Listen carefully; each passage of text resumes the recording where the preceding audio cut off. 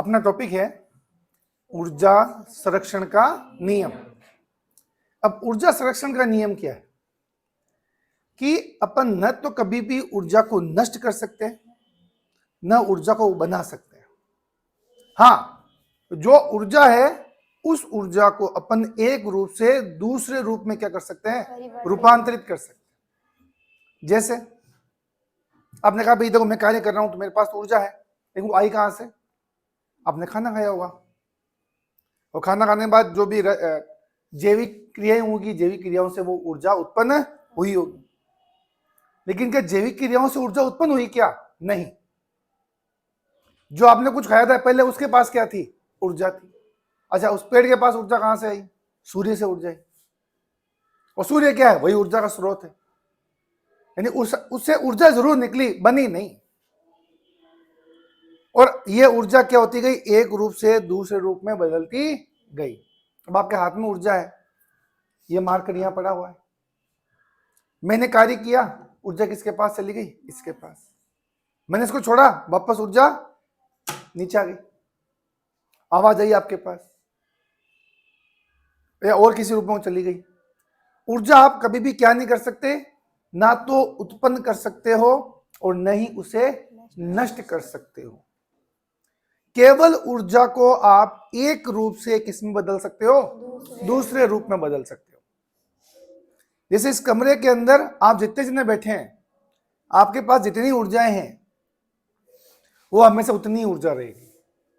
एक शब्द है मेरे पास, विलगित निकाय। क्या है शब्द? विलगित निकाय। विलगित निकाय का मतलब होता है कि कोई अंदर, जैसे ये एक निकाय है ऐसे मानिए, यानी इसमें न तो कोई अंदर जा सकता है ना कोई बाहर आ सकता है। और मान लो ये निकाय में ये कण है और इसके अंदर ऊर्जा है 100 जूल। तो विलगित मतलब कोई ना अंदर जा सकता है ना कोई बाहर आ सकता है। अब इसकी यदि ऊर्जा कुल 100 जूल है तो इसकी सदैव ऊर्जा कितनी रहेगी? 100 जूल ही रहेगी, ना कम होगी ना ज्यादा होगी। किसी विलगित निकाय की कुल ऊर्जा सदैव क्या रहती है आपकी बेटा? नियत रहती है। अब अपन जो किताब में दे रखा है एक ऊर्जा संरक्षण का एक उदाहरण है जो संबंधित है गतिज ऊर्जा और स्थितिज ऊर्जा से, वो देखते हैं अपन। क्या है कि एक अम्ल द्रव्यमान की एक वस्तु है जो यहां रखी हुई है,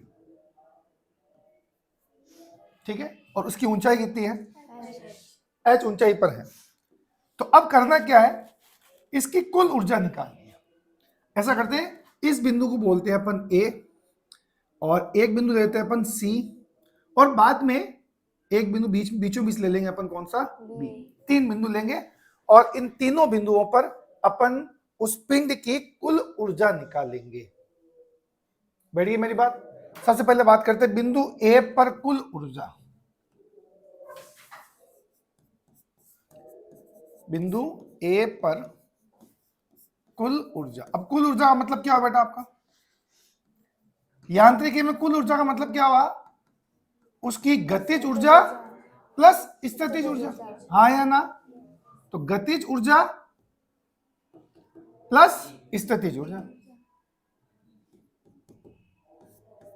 कहां पर? ए पर निकाल रहे? तो ये हो गया गतिज प्लस स्थितिज। अब बेटा इसकी ना पहले गतिज ऊर्जा बताओ। सिर्फ विराम अवस्था में है। किस अवस्था में है? रुका हुआ है ना। विराम अवस्था में है तो इसकी कुल ऊर्जा कितनी हो जाएगी? गतिज ऊर्जा कितनी हो जाएगी? 1/2 m। वेग तो 0 है तो 0 का स्क्वायर प्लस ऊंचाई कितनी है बेटा? h। तो इसकी स्थितिज ऊर्जा कितनी हो जाएगी? mg। ऊंचाई है h। तो जो टोटल एनर्जी आई आपकी A पर वो कितनी आ गई आपकी? बताओ। ये तो 0 प्लस mgh कितनी आ गई? अरे हाफ कहां से आ गया मुझे बताओ तो सही। आप तो बार बार हाफ बोल रहे हो। 0 हो गया, 0 प्लस mgh कितना आ गया? तो ये कुल ऊर्जा कहां पर आई? बिंदु A पर। ये देखो समीकरण नंबर 1 ले लेते हैं। अब ऐसा करते हैं बिंदु C पर निकालते हैं। कहां पर निकालते हैं? बिंदु C पर कुल ऊर्जा। बिंदु सी पर कुल ऊर्जा।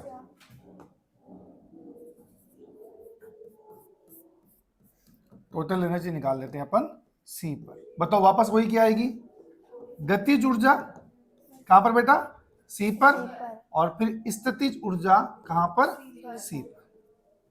मैं मान लेता हूं कि जब ये यहां से छोड़ा तो प्रारंभिक वेग कितना था उसका, 0।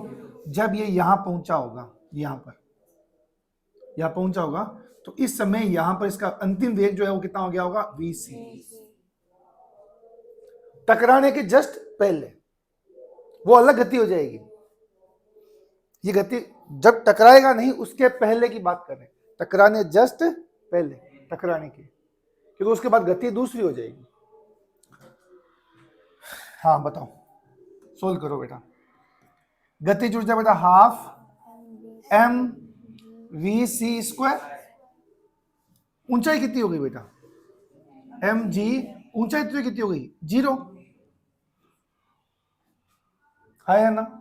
अब मुझे ना वी सी स्क्वायर का मान निकालना, क्या निकालना है, वी सी स्क्वायर का मान। तो मुझे याद आ रही है गति की तृतीय समीकरण कि हम जानते हैं कि वी स्क्वायर बराबर क्या होता है, यू स्क्वायर प्लस 2as होता है, ये होता है। इन सब में मान रख दो, इन सब में क्या रख दो, मान। देखो अंतिम वेग कितना बेटा आपका, vc। प्रारंभिक वेग कितना, भाई यहां से यहां तक की बात कर रहे हैं, यानी अपन जो गति की बात कर रहे हो कहां से कहां तक करना चाह रहे हैं, ए से स्टार्ट हो रहा है और कहां पर खत्म हो रहा है, ये सी पर खत्म हो रहा है। क्योंकि अपन को पता होना चाहिए ना प्रारंभिक बिंदु कौन सा है, ये भी तो हो सकता है प्रारंभिक बिंदु। यानी आप गति किसके बीच में करवाना चाह रहे हो, गति के समीकरण तब लगाएंगे। वी सी स्क्वायर, यू कितना हो गया बेटा आपका, प्लस 2, ए कितना है, जी, और चली गई दूरी कितनी है, h। भाई यहां से लेकर यहां तक कितना चले आप, h चल गए। त्वरण कितना है आपका, g। तो वी सी स्क्वायर का मान कितना आ गया बेटा, 2gh। हाँ या ना, वी सी स्क्वायर का मान आ गया आपका 2gh। अब ये मान यहां रख देता हूं। तो अब निकालो, देखो टोटल एनर्जी, अतः टोटल एनर्जी कहां पर, सी पर, कितनी आएगी बताओ, 1/2 m वी सी स्क्वायर कितना है, 2gh, 2gh प्लस 0 है। तो लिखूं क्या इसको, नहीं। अच्छा इससे एक और काम हो गया साथ में, क्या 2 से 2 क्या हो गया, कैंसिल। क्या है आंसर, mgh। यानी कुल ऊर्जा कितनी है आपकी,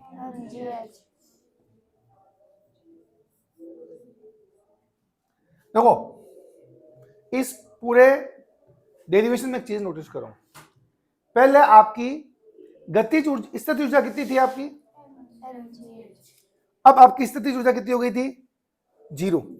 इन दोनों समीकरणों में अंतर देखो, ए बिंदु पर स्थितिज ऊर्जा mgh और बी बिंदु पर स्थितिज ऊर्जा 0। अरे 0 है ना, 0 है। बिंदु ए पर गतिज ऊर्जा 0। अरे 0 गुना खुद करो ना, कि मैं ही करूं वो भी। और यहाँ कुल, यहाँ गतिज ऊर्जा कितनी हो गई, हाफ एम वी स्क्वायर। देखो मेरा कहना मतलब ये है कि जो स्थितिज ऊर्जा है यहाँ पर, वो देखो बाद में क्या हो गई है, कम हो गई है, कम होकर कितनी हो गई, 0। यहाँ गतिज ऊर्जा क्या थी, 0, वो बढ़कर यहाँ पर 1/2 एम वी सी स्क्वायर हो गई। यानी स्थितिज ऊर्जा भी बदली, गतिज ऊर्जा भी बदली, लेकिन कुल ऊर्जा कितनी है, mgh। कुल ऊर्जा कितनी है, कुल ऊर्जा चाहे भली आप ए पर निकालो, चाहे कुल ऊर्जा आपने सी पर निकाली है, दोनों केस में कितनी आई है, mgh आई है। ये बात समझ में आई कि नहीं आई, आ गई। अब सर 2 पर तो क्या पता गलती से निकल ही जाए, एक और निकाल के चेक करो, एक जगह और निकाल के चेक करो। तो अपन क्या करें, एक बार बिंदु बी पर भी निकाल ले। अच्छा अब मुझे बताओ ये ऊंचाई की, ये कितनी दूरी हो जाएगी, आधी कर रहा हूं, तो ये कितनी हो जाएगी आपकी h/2, और ये भी कितनी हो जाएगी, हाँ या ना। तो जब ये यहां पर हो तब की बात करनी है ना। चलो सबसे पहले बात करते हैं, देखो टोटल एनर्जी इस बार कहाँ निकालेंगे अपन, बी पर निकालेंगे। चलो तो टोटल एनर्जी कहां पर, बी पर। कितनी आएगी बताओ, इस बी पर ऊंचाई तो कितनी है इसकी, h/2। ऊंचाई कितनी है, और ए से लेकर बी, प्रारंभिक बिंदु किसको मानेंगे, ए को। और ये कहां पहुंचा, ए से कितनी दूरी चला, h/2 चलेगा। तो दोनों रख दे। गतिज ऊर्जा कितनी आएगी बोलो, 1/2 V sorry m V B square plus m G, और ऊंचाई कितनी है आपकी, यहां तक बात सुनाई कि नहीं है भाई, यहां पर वेग है वी बी, तो 1/2 m V B square plus ऊंचाई कितनी है, h/2 ही तो है, एम जी h/2। समझ में आया कि नहीं आया, आ गया, पोस्ट कर।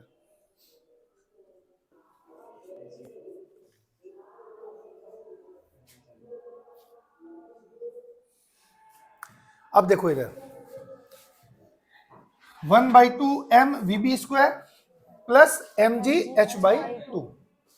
अब देखो जैसे अपन ने यहां पर वी सी निकाला ना, वैसे अपन को वी बी निकालना है। अब गति कहां से कहां तक कर रहे हैं अपन, गति तो हो रही है आपकी ए से कहां तक, सी तक ही तो, अरे बी कहां, बी सॉरी बी, ए से इसका अध्ययन चाह रहे हैं अपन, यानी बिंदु ए पर तो है प्रारंभिक स्थिति, और बिंदु बी पर क्या है इसकी अंतिम स्थिति, ये चर्चा चाह रहे हैं अपन। चलो बोलो, पहले तो गति के समीकरण लिख लें। वी स्क्वायर बराबर क्या होता है, यू स्क्वायर प्लस 2as, ठीक है। हाँ यहां अंतिम वेग यहां पर क्या कहलाएगा आपका, वी बी स्क्वायर। यहां है प्रारंभिक वेग कितना बेटा आपका, u कितना है आपका 0 प्लस 2as कितना है बेटा, चली गई दूरी कितनी है आपकी, और a कितना है आपका g, तो 2 a कितना हो गया g, और चली गई दूरी h/2। अब 2 से 2 कैंसिल कर दे, 2 से 2 कैंसिल, तो बताओ वी बी स्क्वायर कितना आया, तो वी बी स्क्वायर आ गया मेरे पास वो आ गया जी एच। इस वी बी स्क्वायर का मान अब मैं यहां रख सकता हूं, और कुल ऊर्जा बता दो अब, है ना। अब निकालते हैं कुल ऊर्जा, बताओ टोटल एनर्जी, टोटल एनर्जी कहां पर बेटा, सी पर, बी लेना सॉरी बी, बी पर हाफ एम, अब वी बी स्क्वायर का मान कितना रखेंगे अपन, ये रख दिया जी एच। स्क्वायर कैसे आएगा, नहीं आएगा बेटा V B square G H है, वी बी स्क्वायर का मान कितना है जी एच, स्क्वायर कहां से आएगा, ठीक है, plus M G h/2, M G h/2, तो ये भी है M G h/2, M G h/2, आधा आधा भाई 1/2 कितना हो जाएगा 1, नहीं तो एम जी एच कॉमन ले लो, तो 1/2 प्लस 1/2 कितना हो जाएगा 1। तो आपकी टोटल एनर्जी कितनी आ गई, टोटल एनर्जी कहां पर, बी पर, बी कितनी आ गई आपकी, देखो यार ये देखो टोटल एनर्जी ए पर कितनी आई, सी पर कितनी आई, बी पर भी कितनी आई, यानी बिंदु ए, बिंदु बी और बिंदु सी, तीनों बिंदुओं पर देखो गतिज ऊर्जा बदली, स्थितिज ऊर्जा बदली, लेकिन कुल ऊर्जा क्या रही आपकी, नियत रही। कुल ऊर्जा क्या रही आपकी, नियत। इससे आप क्या कह सकते हो कि ऊर्जा एक रूप से किस में बदलती है, दूसरे रूप में, क्योंकि ये भी तो बताना था कि यहाँ पर गतिज ऊर्जा किस में बदल रही थी आपकी, सॉरी यहाँ पर स्थितिज ऊर्जा किस में बदलती जा रही थी, गतिज ऊर्जा में। देखो यहाँ स्थितिज ऊर्जा थी mgh और गतिज ऊर्जा 0, 0 फिर ये आधी आधी हो गई यहाँ पर mgh/2 mgh/2, हाँ या ना?